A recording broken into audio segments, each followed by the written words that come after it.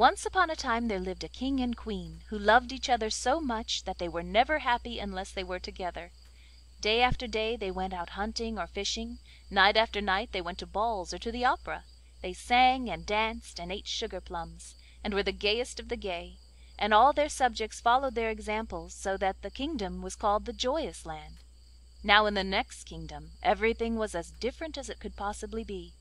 The king was sulky and savage, and never enjoyed himself at all. He looked so ugly and cross that all his subjects feared him, and he hated the very sight of a cheerful face, so if he ever caught anyone smiling he had his head cut off that very minute. This kingdom was very appropriately called the Land of Tears. Now when this wicked king heard of the happiness of the jolly king, he was so jealous that he collected a great army and set out to fight him, and the news of his approach was soon brought to the king and queen. The queen, when she heard of it, was frightened out of her wits, and began to cry bitterly. "Sire," she said, "let us collect all our riches and run away as far as ever we can to the other side of the world." But the king answered, "Fie, madam, I am far too brave for that. It is better to die than to be a coward." Then he assembled all his armed men, and after bidding the queen a tender farewell, he mounted his splendid horse and rode away. When he was lost to sight the queen could do nothing but weep and wring her hands and cry, "Alas! if the king is killed, what will become of me and my little daughter?" And she was so sorrowful that she could neither eat nor sleep. The king sent her a letter every day, but at last, one morning, as she looked out of the palace window, she saw a messenger approaching in hot haste. "What news, courier? What news?" cried the queen, and he answered, "The battle is lost, and the king is dead, and in another moment the enemy will be here." The poor queen fell back insensible, and all her ladies carried her to bed and stood round her weeping and wailing. Then began a tremendous noise and confusion, and they knew that the enemy had arrived, and very soon they heard the king himself stamping about the palace seeking the queen. Then her ladies put the little princess into her arms, and covered her up, head and all, in the bedclothes, and ran for their lives, and the poor queen lay there shaking and hoping she would not be found. But very soon the wicked king clattered into the room, and in a fury because the queen would not answer him when he called to her, he tore back her silken coverings and tweaked off her lace cap, and when all her lovely hair came tumbling down over her shoulders, he wound it 3 times round his hand and threw her over his shoulder, where he carried her like a sack of flour. The poor queen held her little daughter safe in her arms and shrieked for mercy, but the wicked king only mocked her and begged her to go on shrieking, as it amused him, and so mounted his great black horse and rode back to his own country. When he got there he declared that he would have the queen and the little princess hanged on the nearest tree, but his courtiers said that seemed a pity, for when the baby grew up she would be a very nice wife for the king's only son. The king was rather pleased with this idea, and shut the queen up in the highest room of a tall tower, which was very tiny and miserably furnished with a table and a very hard bed upon the floor. Then he sent for a fairy who lived near his kingdom, and after receiving her with more politeness than he generally showed, and entertaining her at a sumptuous feast, he took her up to see the queen. The fairy was so touched by the sight of her misery that when she kissed her hand she whispered, "Courage, madam, I think I see a way to help you." The queen, a little comforted by these words, received her graciously, and begged her to take pity upon the poor little princess, who had met with such a sudden reverse of fortune. But the king got very cross when he saw them whispering together, and cried harshly, "Make an end of these fine speeches, madam. I brought you here to tell me if the child will grow up pretty and fortunate." Then the fairy answered that the princess would be as pretty and clever and well brought up as it was possible to be, and the old king growled to the queen that it was lucky for her that it was so, as they would certainly have been hanged if it were otherwise. Then he stamped off, taking the fairy with him, and leaving the poor queen in tears. "How can I wish my little daughter to grow up pretty if she is to be married to that horrid little dwarf, the king's son?" she said to herself. "And yet, if she is ugly we shall both be killed. If I could only hide her away somewhere, so that the cruel king could never find her." As the days went on, the Queen and the little Princess grew thinner and thinner, for their hard-hearted jailer gave them every day only 3 boiled peas and a tiny morsel of black bread, so they were always terribly hungry. At last one evening, as the Queen sat at her spinning wheel, for the King was so avaricious that she was made to work day and night, she saw a tiny pretty little mouse creep out of a hole, and said to it: 'Alas, little creature, what are you coming to look for here? I only have 3 peas for my day's provision, so unless you wish to fast you must go elsewhere.' But the mouse ran hither and thither, and danced and capered so prettily that at last the Queen gave it her last pea, which she was keeping for her supper, saying: 'Here, little one, eat it up. I have nothing better to offer you, but I give this willingly in return for the amusement I have had from you.'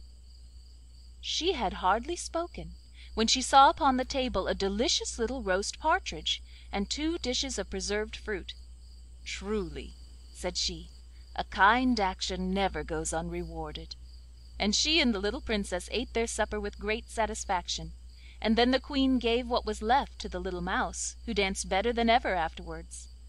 The next morning came the jailer with the Queen's allowance of 3 peas, which he brought in upon a large dish to make them look smaller. But as soon as he set it down, the little mouse came and ate up all 3, so that when the Queen wanted her dinner there was nothing left for her. Then she was quite provoked, and said: 'What a bad little beast that mouse must be! If it goes on like this I shall be starved.' But when she glanced at the dish again, it was covered with all sorts of nice things to eat, and the Queen made a very good dinner, and was gayer than usual over it. But afterwards, as she sat at her spinning wheel, she began to consider what would happen if the little Princess did not grow up pretty enough to please the King, and she said to herself: 'Oh, if I could only think of some way of escaping!' And as she spoke she saw the little mouse playing in a corner with some long straws. The Queen took them and began to plait them, saying: 'If only I had straws enough I would make a basket with them, and let my baby down in it from the window to any kind passer by who would take care of her.' By the time the straws were all plaited, the little mouse had dragged in more and more, until the Queen had plenty to make her basket, and she worked at it day and night, while the little mouse danced for her amusement.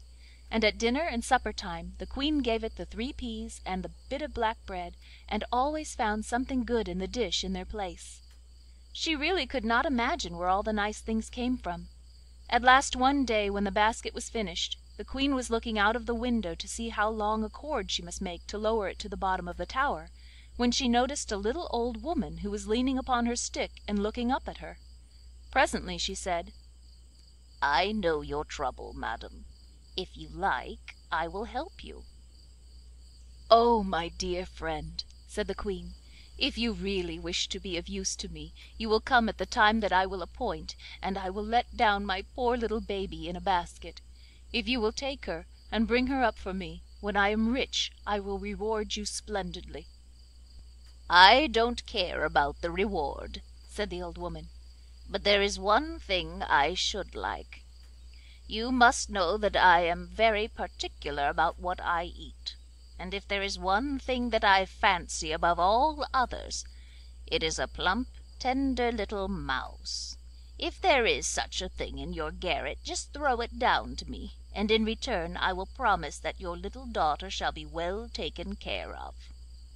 The Queen, when she heard this, began to cry, but made no answer, and the old woman, after waiting a few minutes, asked her what was the matter. 'Why,' said the Queen, 'there is only one mouse in this garret, and that is such a dear pretty little thing that I cannot bear to think of its being killed.' 'What!' cried the old woman, in a rage, 'do you care more for a miserable mouse than for your own baby? Goodbye, madam, I leave you to enjoy its company, and for my own part I thank my stars that I can get plenty of mice without troubling you to give them to me.' And she hobbled off, grumbling and growling. As to the Queen, she was so disappointed that, in spite of finding a better dinner than usual, and seeing the little mouse dancing in its merriest mood, she could do nothing but cry. That night, when her baby was fast asleep, she packed it into the basket, and wrote on a slip of paper, This unhappy little girl is called Delicia.' This she pinned to its robe, and then very sadly she was shutting the basket, when in sprang the little mouse and sat on the baby's pillow. 'Ah, little one,' said the Queen, 'it cost me dear to save your life. How shall I know now whether my Delicia is being taken care of or no? Anyone else would have let the greedy old woman have you and eat you up, but I could not bear to do it.' Whereupon the mouse answered, 'Believe me, madam, you will never repent of your kindness.' The Queen was immensely astonished when the mouse began to speak, and still more so when she saw its little sharp nose turn to a beautiful face, and its paws to hands and feet. Then it suddenly grew tall, and the Queen recognised the Fairy who had come with the wicked King to visit her. The Fairy smiled at her astonished look, and said, 'I wanted to see if you were faithful and capable of feeling a real friendship for me, for you see we fairies are rich in everything but friends, and those are hard to find.' 'It is not possible that you should want for friends, you charming creature,' said the Queen, kissing her.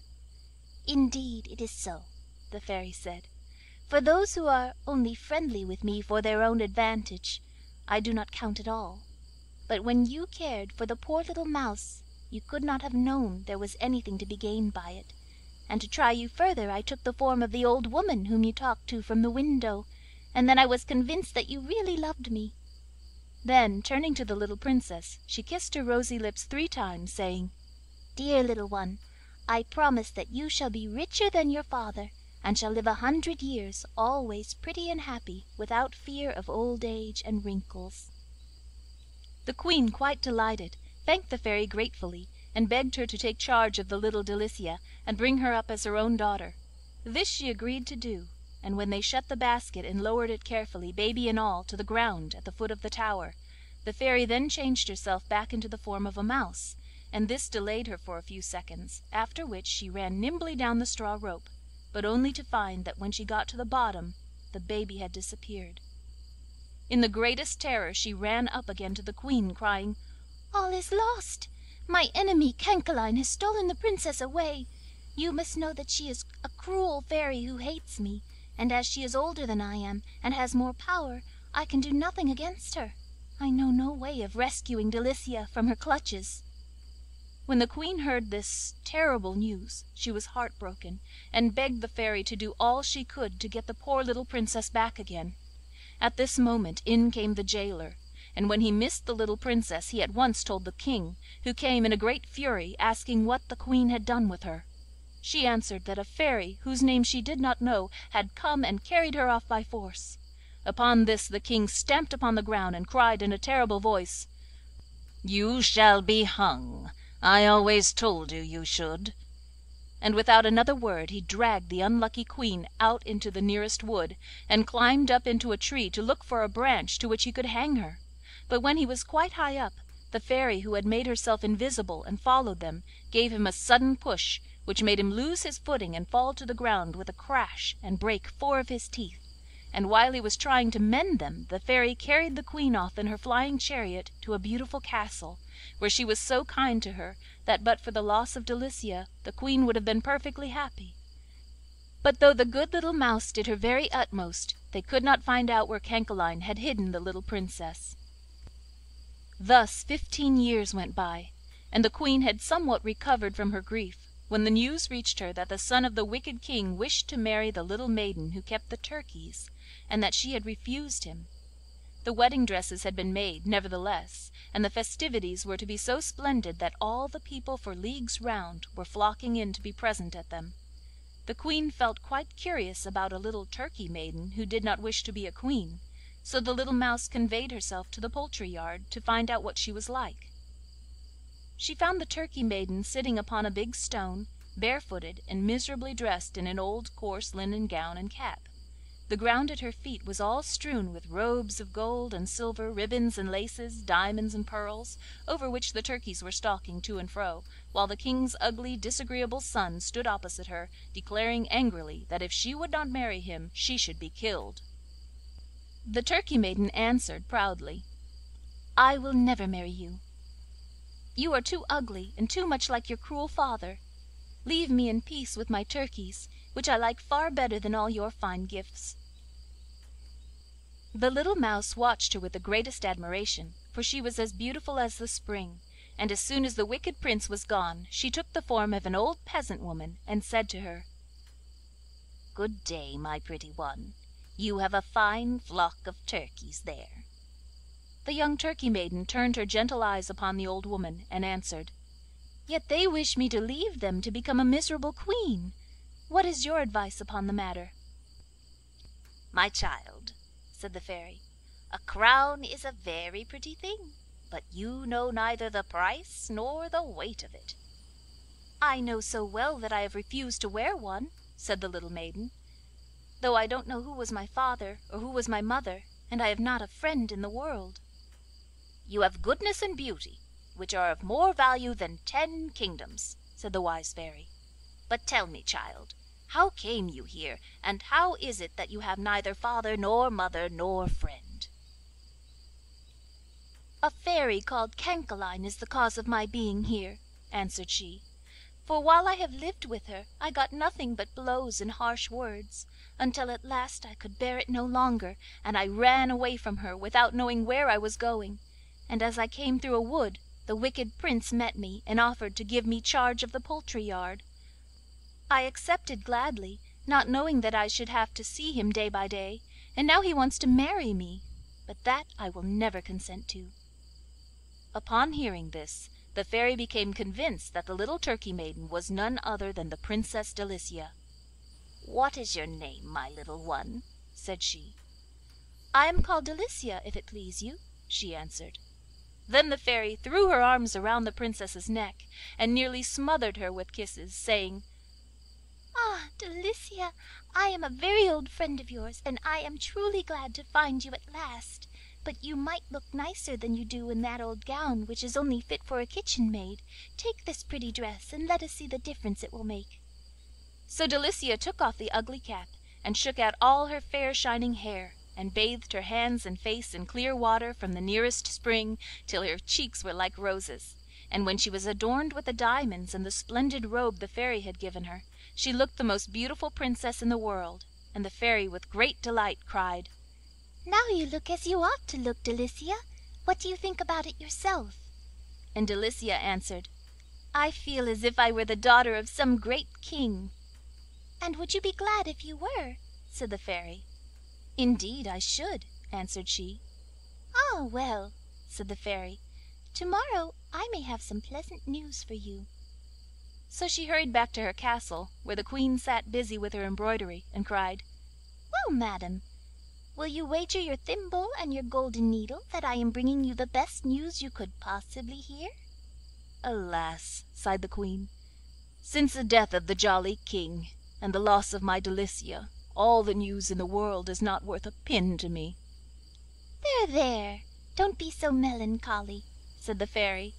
'I assure you the Princess is quite well, and I have never seen her equal for beauty. She might be a queen to morrow if she chose.' And then she told all that had happened, and the Queen first rejoiced over the thought of Delicia's beauty, and then wept at the idea of her being a Turkey maiden. 'I will not hear of her being made to marry the wicked King's son,' she said.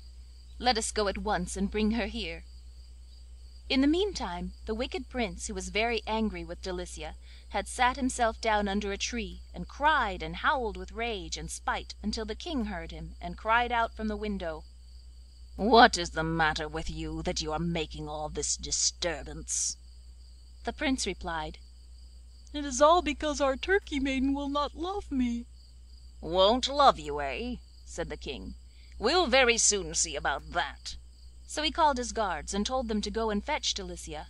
'See if I don't make her change her mind pretty soon,' said the wicked King with a chuckle.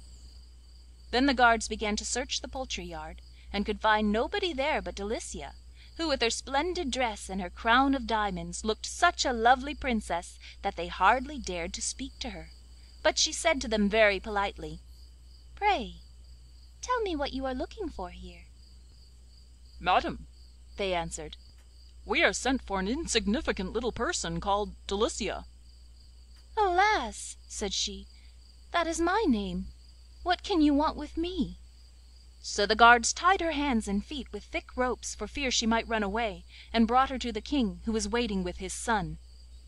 When he saw her he was very much astonished at her beauty, which would have made anyone less hard hearted sorry for her.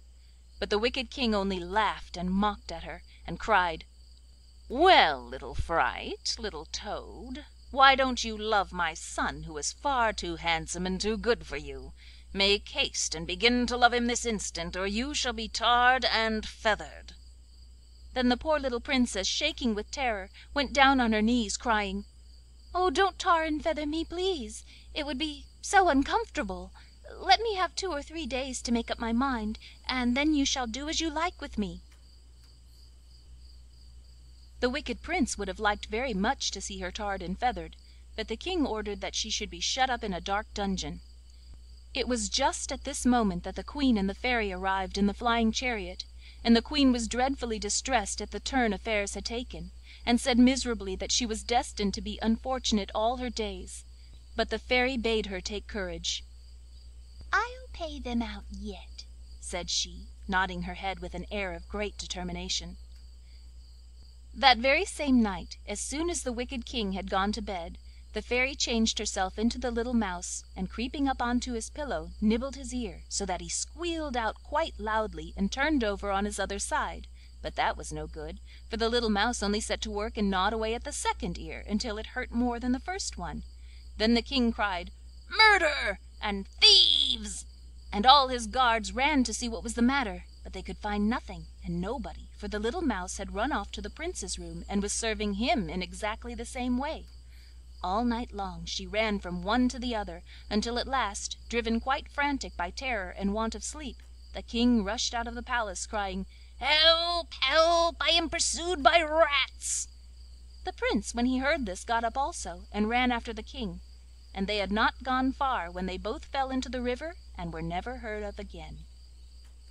Then the good Fairy ran to tell the Queen, and they went together to the black dungeon where Delicia was imprisoned. The Fairy touched each door with her wand, and it sprang open instantly, but they had to go through 40 before they came to the Princess, who was sitting on the floor looking very dejected. But when the Queen rushed in and kissed her 20 times in a minute, and laughed and cried and told Delicia all her history, the Princess was wild with delight. Then the Fairy showed her all the wonderful dresses and jewels she had brought for her, and said, "Don't let us waste time. We must go and harangue the people." So she walked first, looking very serious and dignified, and wearing a dress the train of which was at least 10 ells long. Behind her came the Queen, wearing a blue velvet robe embroidered with gold, and a diamond crown that was brighter than the sun itself. Last of all walked Delicia, who was so beautiful that it was nothing short of marvellous. They proceeded through the streets, returning the salutations of all they met, great or small, and all the people turned and followed them, wondering who these noble ladies could be. When the audience hall was quite full, the Fairy said to the subjects of the wicked King that if they would accept Delicia, who was the daughter of the jolly King, as their Queen, she would undertake to find a suitable husband for her, and would promise that during their reign there should be nothing but rejoicing and merrymaking, and all dismal things should be entirely banished. Upon this the people cried with one accord, "We will! We will! We have been gloomy and miserable too long already." And they all took hands and danced round the Queen and Delicia and the good Fairy, singing, "Yes, yes, we will! We will!" Then there were feasts and fireworks in every street in the town, and early the next morning the Fairy, who had been all over the world in the night, brought back with her, in her flying chariot, the most handsome and good-tempered Prince she could find anywhere. He was so charming that Delicia loved him from the moment their eyes met, and as for him, of course he could not help thinking himself the luckiest Prince in the world. The Queen felt that she had really come to the end of her misfortunes at last, and they all lived happily ever after.